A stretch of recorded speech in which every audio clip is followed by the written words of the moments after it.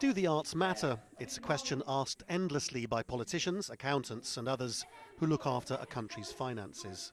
At this theatre group in the northern English city of Newcastle, the answer is an unequivocal yes. The theatre and the arts matter for the social good. All the buildings are our tools to create art, to work with audiences, to work with young people, to work with people of all ages, in fact. They are there to facilitate culture, creativity, imagination. Unfortunately, it's quite difficult to put a figure on how much money creativity makes for society. In the British government's now failed struggle to hang on to its AAA credit rating, local authorities had their budgets cut dramatically. Newcastle has even toyed with the idea of cutting its arts budget completely. In a city where libraries, swimming pools, specialist care homes are all being shut down, the arts hardly stands a chance.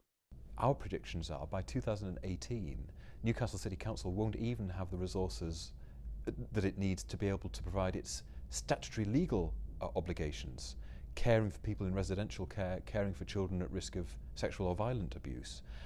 And it really worries me that in less than a decade, there's a real chance that the council will, in effect, go bust.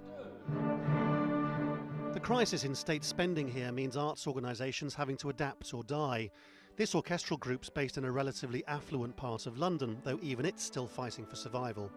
Here they're leading a new debate in Britain about the need for state funding to be tailored around need and for the private sector to step in as well. It's about speaking to organisations' individual strengths too. So, I'm in the middle of London, so my ability to attract, say, corporate support is going to be different from an organisation that is up in Newcastle where there's not as much corporate support. So, and the government has to understand that there will be systems of funding mixes that work in certain places that aren't as effective in other places. She's not normal! The government keeps reminding Britain that there's no choice but to face a decade of cuts. When frontline services like healthcare are being chipped away at, it may seem like the arts are less significant.